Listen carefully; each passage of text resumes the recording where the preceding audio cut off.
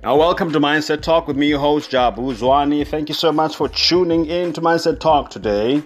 Mindset Talk is a podcast that helps people to understand what are mindsets, how do mindsets form, what is the function of mindsets in our lives, and how can you best create the type of mindsets that you need for the life that you would love to live.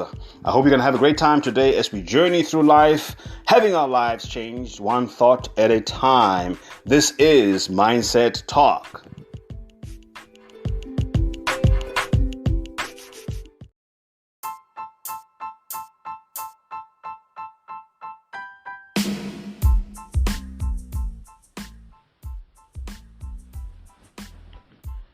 So this class is about the framework of limiting mindsets and the framework of growth mindsets.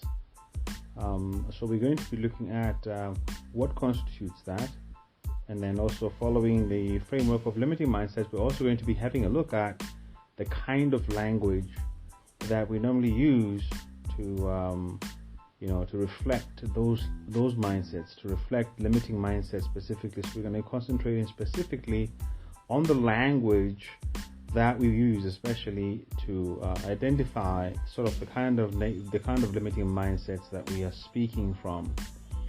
And so we're going to be sharing a few screens here just to go through it, and hopefully after we're done with that, in terms of oneself talk, in terms of your self-talk, you'll be able to pick up whether you're speaking from out of the five basic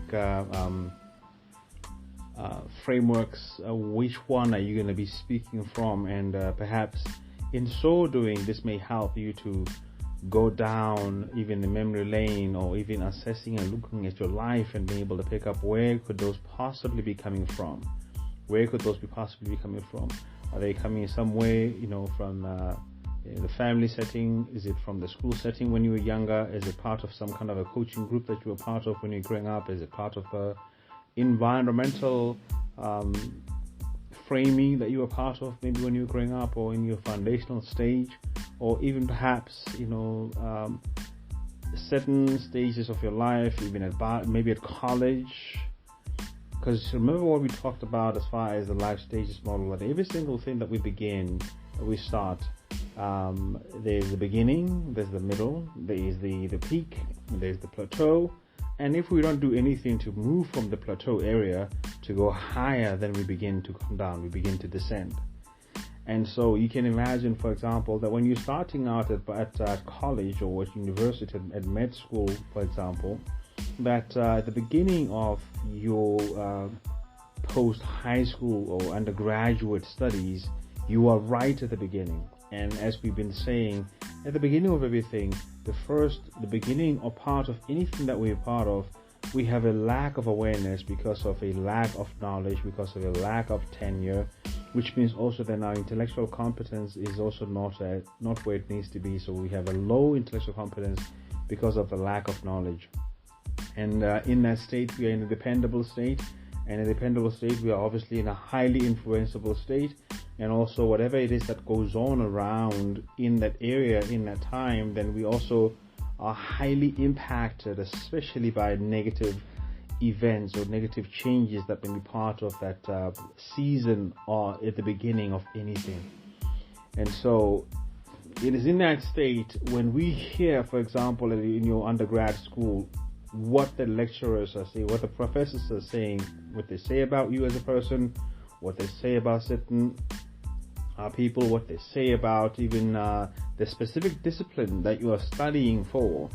There's so much of what they would say in that time when you are still maybe starstruck, and the first impressions, and in the dependable state, they can go deep into our subconscious, and they can become the part of our foundational framework in that particular discipline. And maybe some of those thinkings can be very difficult to shake off even after you start working. All right, and so that's very important for us to understand. So then, in looking at then the limiting mindsets, we're going to be looking at, I'm going to share this screen just to take us a bit more into this topic. All right, let me just put that up, and then in so doing, then we can let me share the screen.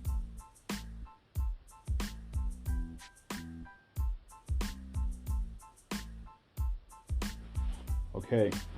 So basically, there are 5 points, there are 5 components to what a limiting mindset is. And as I keep talking, as I keep saying, mindsets are those structured categories of thinking which lead to a specific outcome.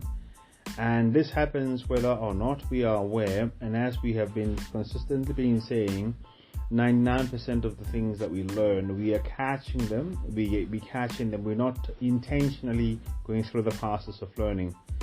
In the end, limiting mindsets lead to or impact 2 things. They impact the degree of control that we have, which then in turn impacts our level of functionality. The less control we have, the less functional we are. The more control we have, the more functional we are. And as I keep on describing function is what happens when all of the natural activities that we are performing in chronological order, in sequence, in synergy, in synchronicity, when we put them all together to try to reach or to achieve a particular task, functionality means that we are able to do that successfully. When we are unable to do that successfully, then we are dysfunctioning. And obviously, control is an important part of that. And so the more limited we are in our control, then the less functional we are. And there are 5. The first and the foremost one, and this has been proven over and over by many different psychiatrists, is the topic of shame. Shame.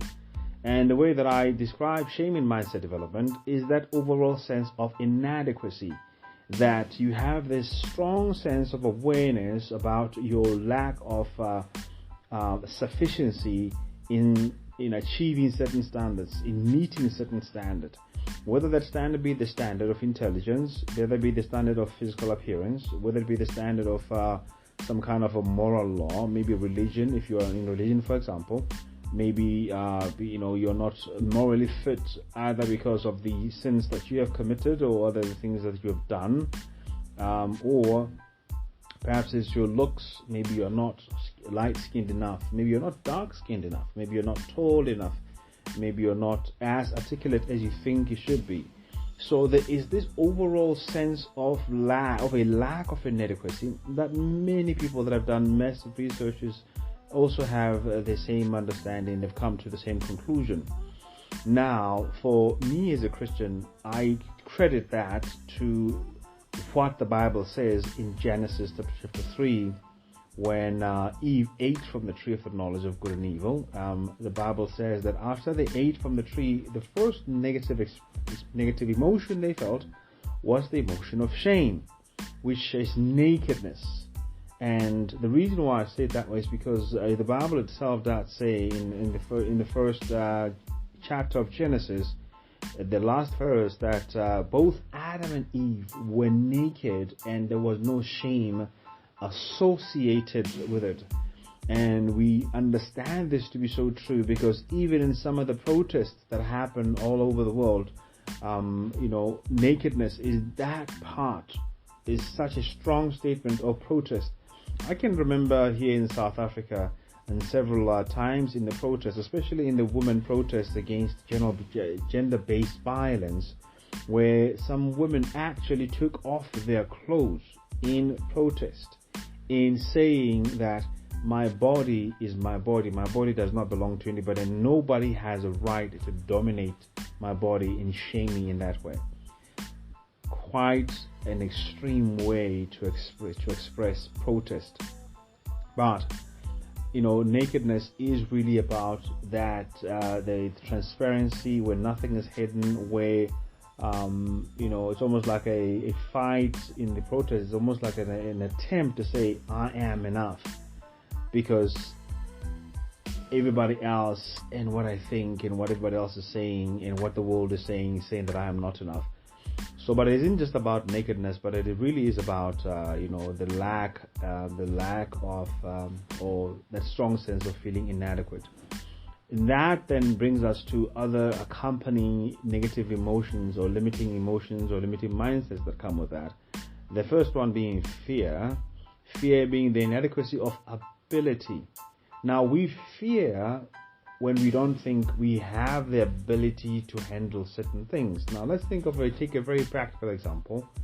Now, if you are a woman staying at home by yourself at night, and perhaps you hear a sound, one of the reasons why women then would fear is obviously because of the lack of the physical strength, the lack of muscle, the lack of strength, and possibly, as it is often the case, the person that would have broken into the house is a man, which would obviously then be physically strong. So the fear is the fact that you might not have the ability to fight off. However, if you have a gun, for example, and you're quite skilled in being able to use that gun, perhaps you don't feel so fearful anymore. Or perhaps where there is, where you're not alone and there is a man, a brother is in the house, and you don't feel so fearful because perhaps you're thinking, at least my brother is strong enough to be able to handle the situation should it need, physical strength. Now, another situation, for example, let's say where you are going for a job interview and then there are other people there, you fear that you don't have the ability, you're not as smart, you're not as skilled, you're not as super experienced, perhaps maybe as well spoken as some of the other candidates that are in there, and perhaps that makes you feel so scared. It's interesting.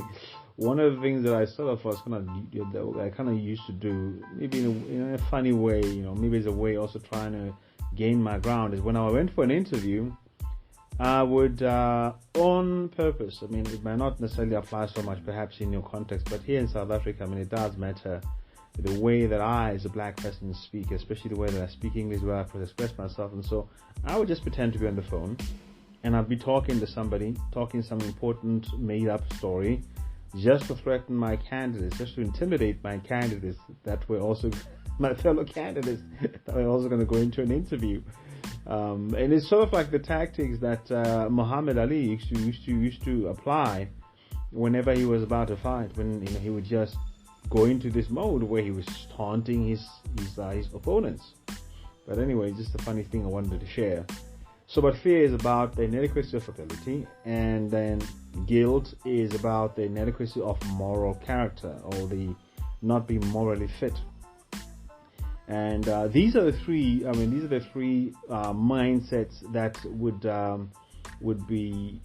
would dominate a lot of people who are insecure, and the whole of people who are shy. Condemnation would be, let's start with insecurity. Insecurity would be that fear or that doubt, that consistent doubt of whether or not something is, whether you can, whether you cannot, whether you have, whether you have not, whether, because of fear, because of the strong sense of inadequacy, and because of a strong sense of moral adequacy, then you are insecure and you are consistently doubting yourself. You are always having a second guess whether or not certain things, perhaps you over consult, perhaps then you take too long. Procrastination is one of those very strong sure signs of a lack of security or confidence in an ability to do something. Therefore, in the process, while you're still trying to figure out what you should do, how you should deliver this, then you delay, then you dilly-dally. I sometimes find myself in a situation, not just sometimes, in fact, more times than I would like to, where I'm just dilly-dallying because I'm a bit uncertain about what I need to get done. But insecurity can be a thief of time, a thief of efficiency, a thief of excellence, because one is just not insecure. It's not secure because, as I've said, of this strong sense of inadequacy.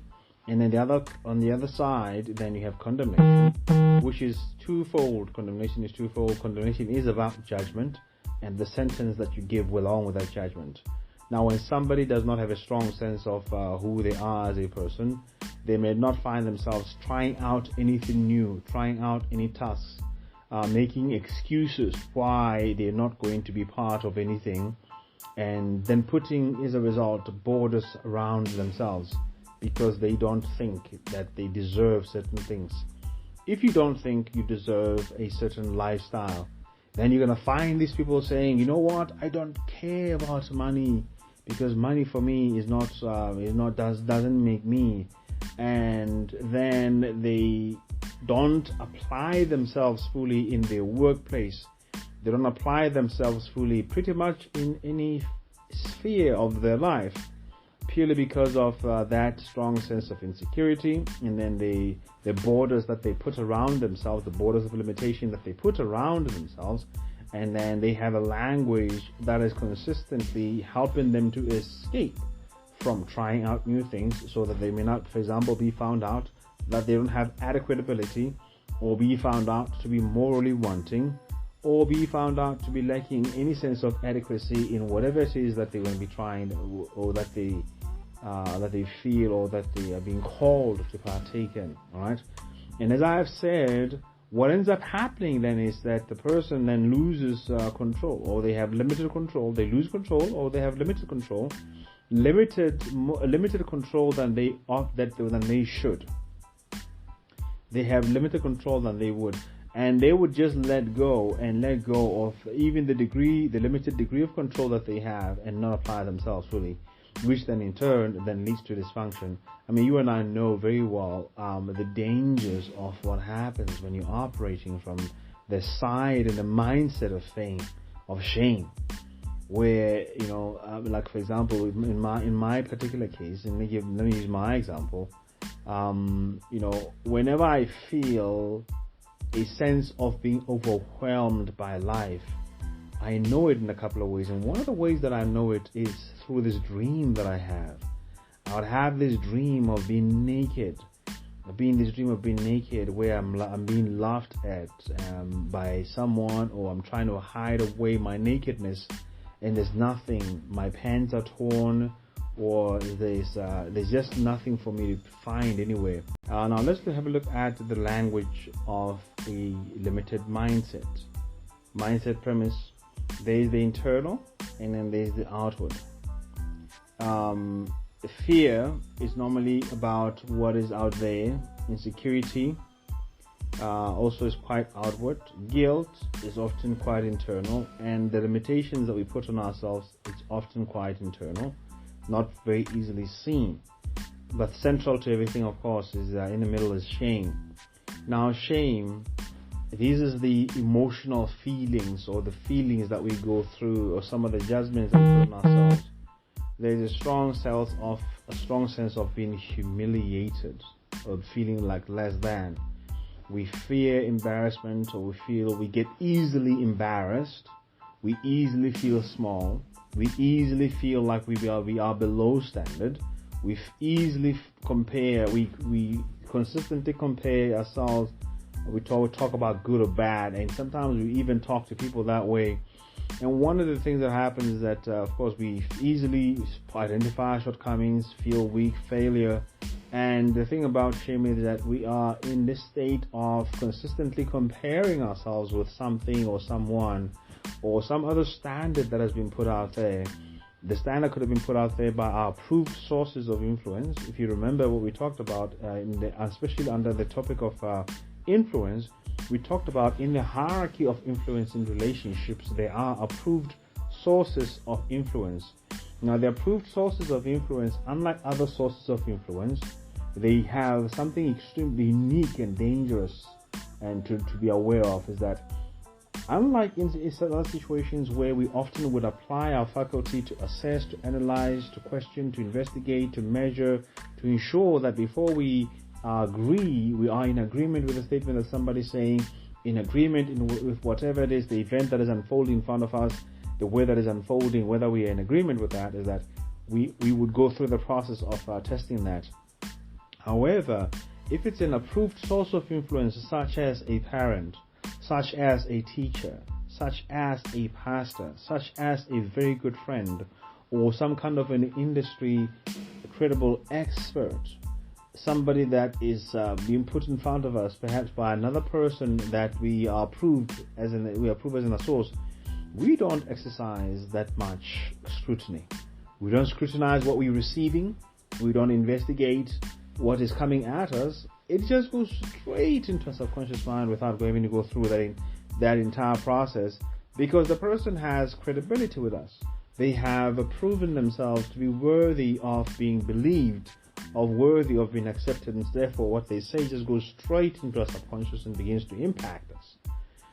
All right, and so we are always one of the reasons why I'm mentioning this is because as far as the framework of shame, the framework of guilt, fear, at a foundational stage, most of the times they would have come from the approved sources of influence, purely because of that unguarded access that they have to our thinking structure, and that place of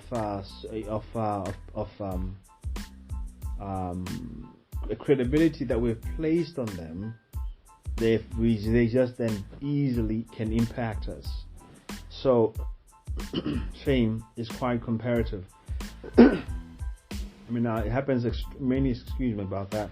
Happens a lot of times where you're sitting with the client, especially with the teenage girls, where they're comparing themselves. Let's say if they're a sister with an older sister, they're comparing themselves with their friends. They're comparing themselves with some other celebrity out there, and they can go through some serious health situations. We're talking about bulimia.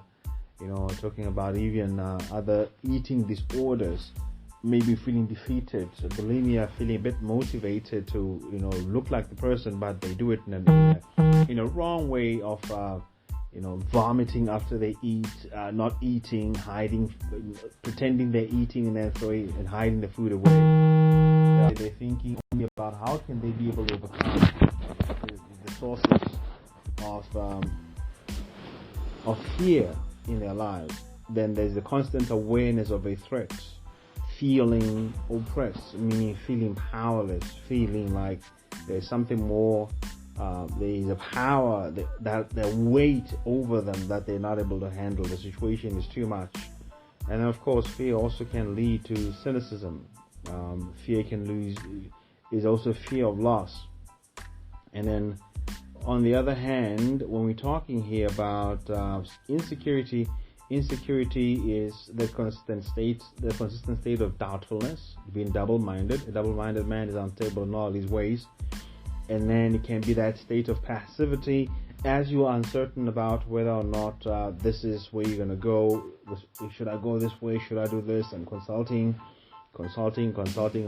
Then you just get paralyzed and become passive from all the information, overload of information that you're receiving. And insecurity becoming also a victim quite easily. Why? Because you are not sure, and therefore those who are a bit more aggressive and a bit more certain of themselves can very easily then dominate you.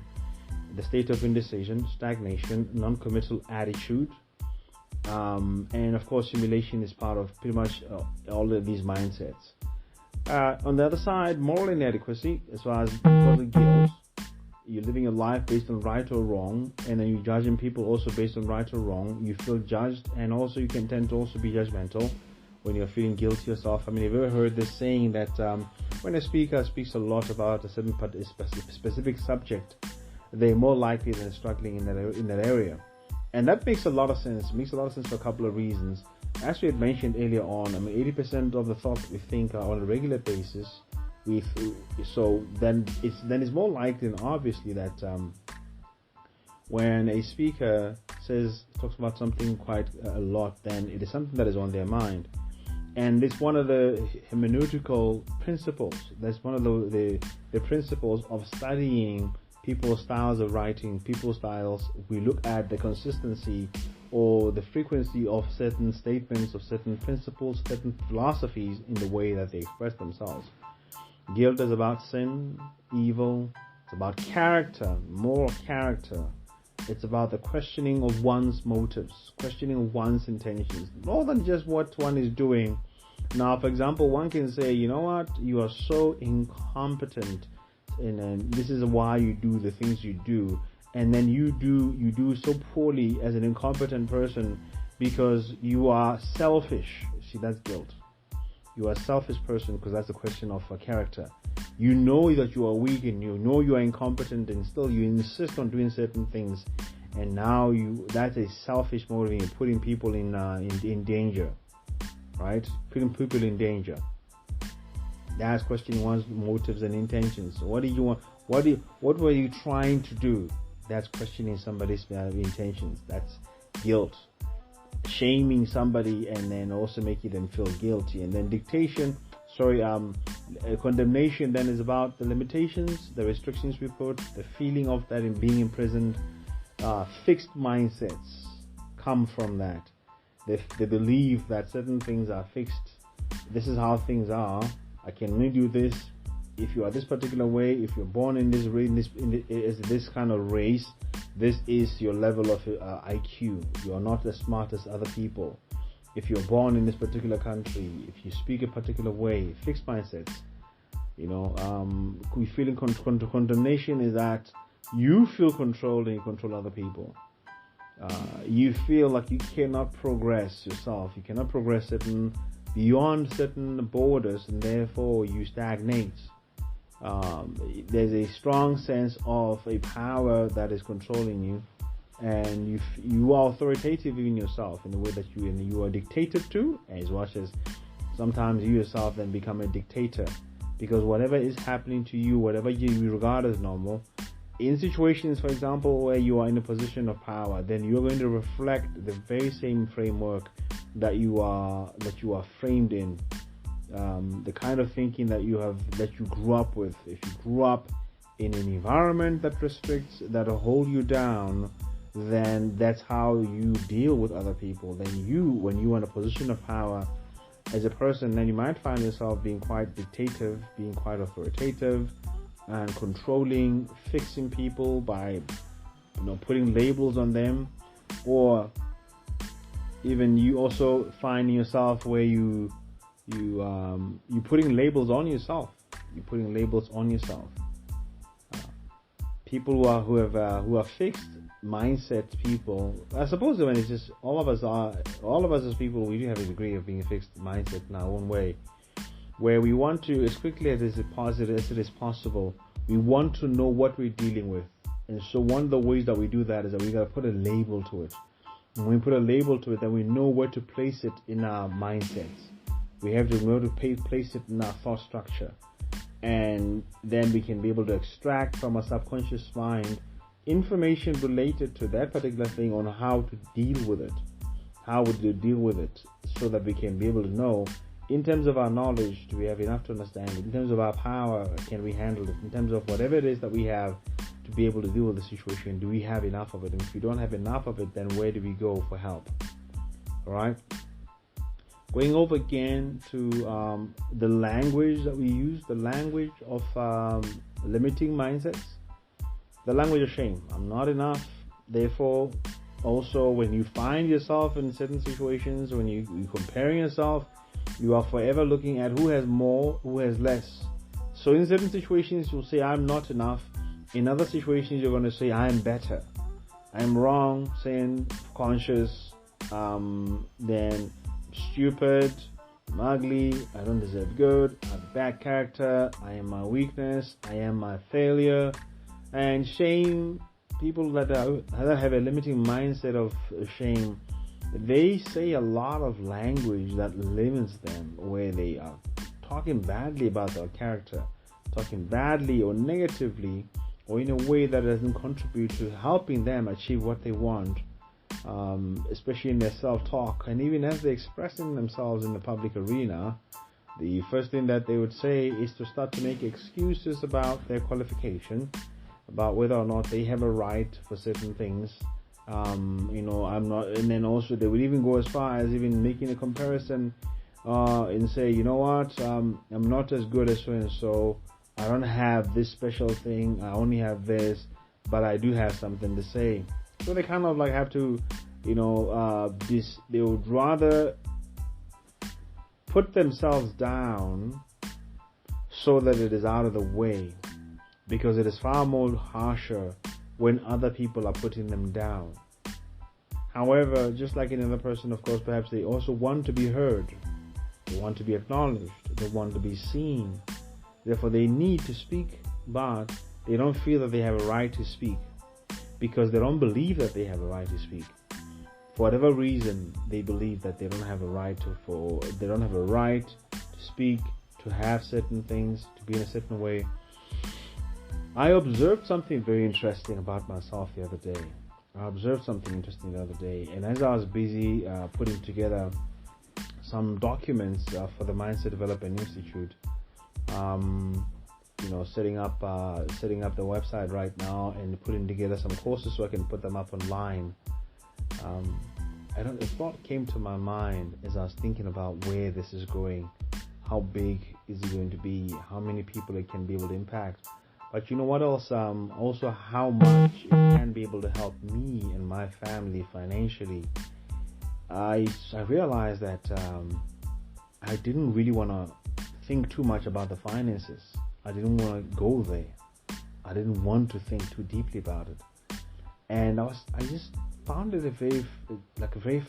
quite fascinating. And I sat there and I wondered to myself, but why? Why am I like that? Why do I do that? But then I realized, you know what? I've never, maybe perhaps believed that I would reach a certain stage of financial freedom or financial state. And I had to investigate my mind to think, but why?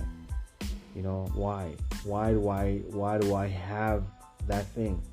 Because in the end, in terms of what I do, part of what I teach is also about the financial mindset. And part of the financial mindset is financial literacy, of course, and knowing how to grow the money that you have, more than just knowing how to acquire the money through, marketing, for example, or maybe through working, having a particular job and doing a job well done.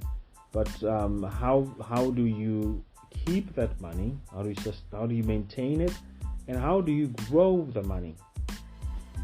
And because I didn't have the mindset of growing the money, I realized that my spending habit tend to be, or rather my relationship with money then tend to be more on the spending side, as opposed to be on the management side of the money, and most importantly, on the growing side of whatever bit of money that I've received. Because also it is it's a godly principle of not eating the seed, but putting the seed back into the ground so that the seed can grow and be able to produce more fruit. But because of the fact that I didn't engage myself fully to the idea of growing the money, then I'd found myself a lot of times actually just eating the seed as well. Anyway, it's an observation that I made. I thought was quite interesting as I was thinking through the process that I was going through at the time. And this can be anything really. This could be anything really. Some of the habits that you have as a person, where you're finding yourself, limiting yourself. On condemnation, the language is about, I cannot do that. I am not allowed to do it. I can only do this. Restricting yourself only certain things and stopping yourself from doing certain things. This is how things are. Those people, that are like become very cynical, where they're like, this is how things are. I'm not gonna change anything. And then you're thinking, I should be more like this. I shouldn't be like this. I have no right. I've been told. And then you are living your life based on what has been said. And you also then say the same thing when you find yourself in a similar position of power. Fear, I don't have the ability. Something bad is going to happen. I don't trust. I don't need to defend. I need to defend myself. So people who are driven by fear are very defensive. They're very, very, very, very, very defensive. So shame in a form of fear is a defensive mindset. Therefore, they're ever ready to justify themselves. They don't even listen sometimes to hear fully what someone is saying. They already have a defensive answer. They already have a defensive attitude. Can be quite short, can be very short in their responses, very quick to respond in a certain way because of fear of judgment, because of fear of being seen in a light maybe that they themselves see themselves, and they're hoping that other people don't see that. And so by cutting certain things short, then at least it's sort of like a wall they put up to protect themselves. Fear is about I cannot fight. So then that whole issue of helplessness, hopelessness, where somebody doesn't feel that they don't have the courage to face tomorrow because they don't have enough to be able to fight. They don't have enough fight in them anymore. the quitting, the surrendering. You know, I do to be safe. No, I meant to say that I don't feel safe. I don't feel safe. I will lose. That's what the person is fearful thinking. Insecurities, I might not have. Should I? Can I? I'm not as smart as. I'm not as beautiful as. At least this. They all settle. Insecure people settle quite easily for anything. At least I have a husband. At least I have a job. At least I have a degree. At least I don't have to. Then they settling for the least. Settling for the least instead of having the courage to try out for the best that they can have. I'm fine where I am. I can't do that. I'm going to fail anyway, so why even bother trying? And then on the other hand, and of course here is the guilt talk is I always do wrong. I'm never right. I should be judged. I always sin. I always do evil. I have a bad character, and I doubt your own motives, and you question your intentions all the time, which can be quite paralyzing. And this is also a guilt-minded person, or can be like that also towards others, more so in the position of power. Then they question character all the time. Now think about some of the teachers back home, back when you were in school. Think about some of the teachers who would just use the language where they're questioning everything you do, every motive you have, and believing that kids really are just a bunch of little devils who lie and cheat and just out to really make their teachers' lives miserable. And their language is exactly that. Oh, you always do that. Oh, I know you. You'll never amount to anything in life. You'll never amount to anything in life. I think I may have shared this with you before, but it's such a powerful statement. I think about it quite a lot. About Bishop T.D. Jakes when they're asking him about what makes him so successful as a preacher, as a church planter, as a movie producer, and of course as one of the most celebrated, well-recognized world leaders in the sphere of spiritual leadership. And then he said, you know what, there are many people in the world who told me that I will not amount to anything. I just chose to not be one of them. And I like that. I really like that. He chose not to be one of the people that also believe that he will not amount to anything in life. And you know what? That resonates with me. It resonates with me very well because for me it wasn't so much my teachers, but it was my grandfather who used to say some of these things about me. But anyway, of course the environment itself. I remember the other day meeting one of these guys who used to be quite well off back when we were growing up. He's still doing well now. But when he found out, I suppose he went to my Facebook and then he saw some of the projects and the things I'm busy with, and he was like shocked. He said, I cannot believe that it is you doing all of these things.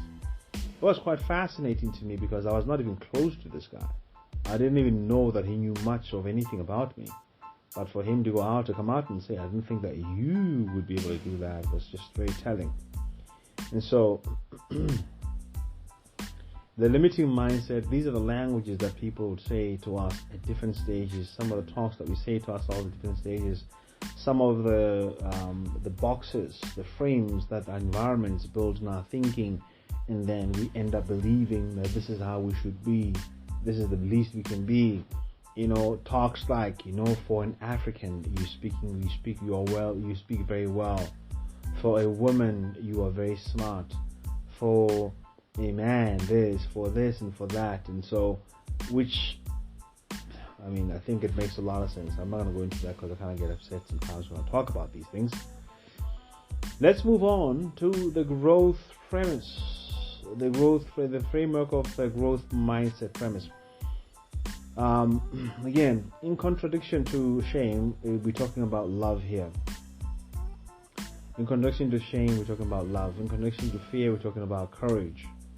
In contradiction to contradiction to guilt, we're talking about forgiveness. Love is about full acceptance. Courage is about hope for the unknown. Forgiveness is about a growing character. When we become forgiven, we understand that we are allowed to grow. We are allowed to grow. When we find ourselves loved, we also have the courage and the hope for the unknown.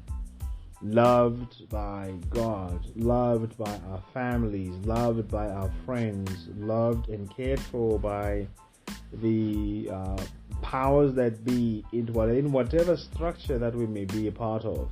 When we feel fully accepted, it makes us feel secure, it makes us feel confident, we have the courage and the boldness to face tomorrow.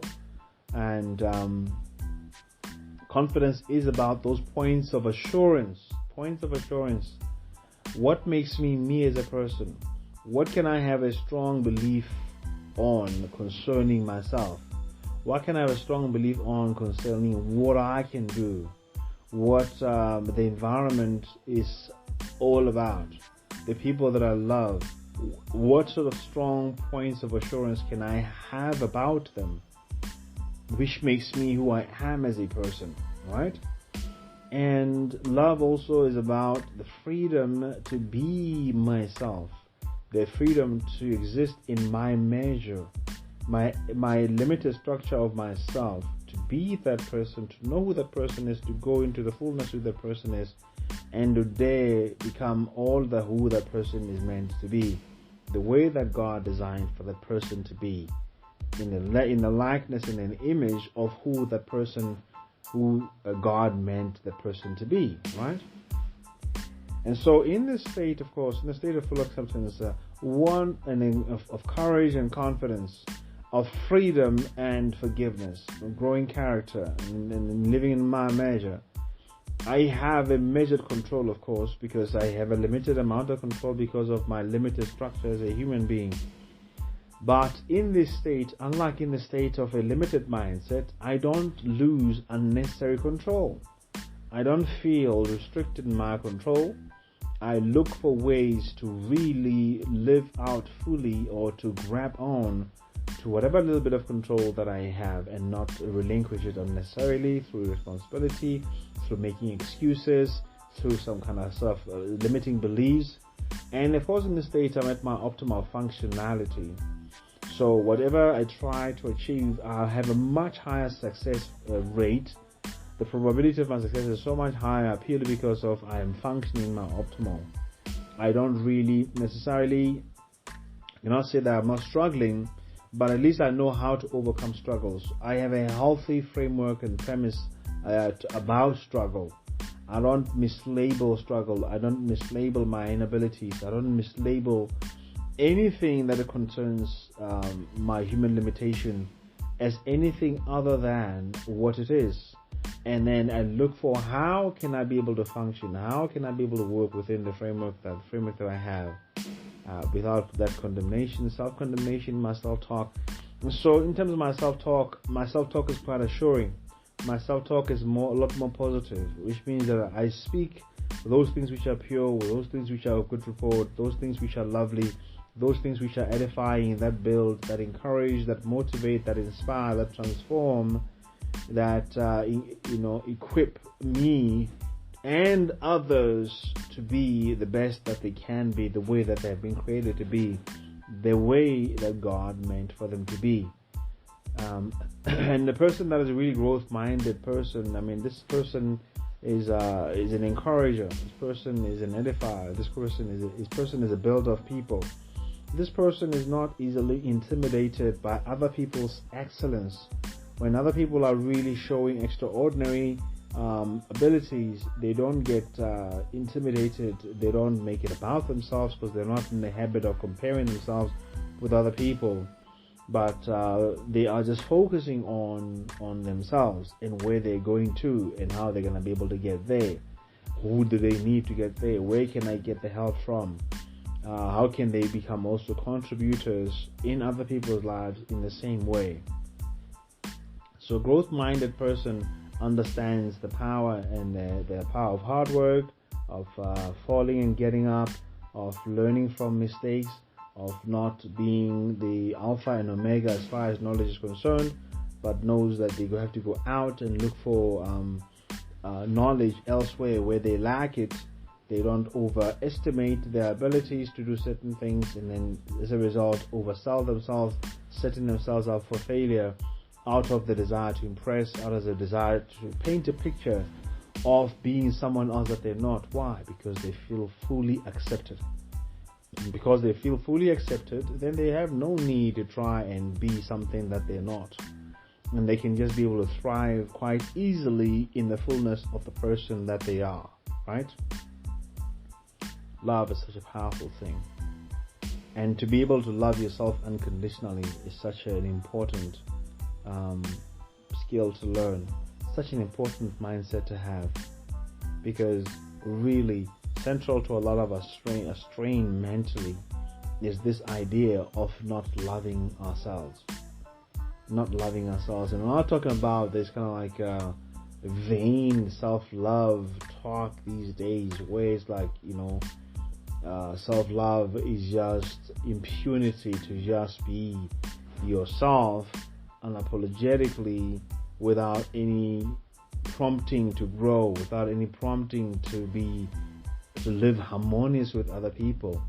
It becomes one of those I don't give a B kind of living.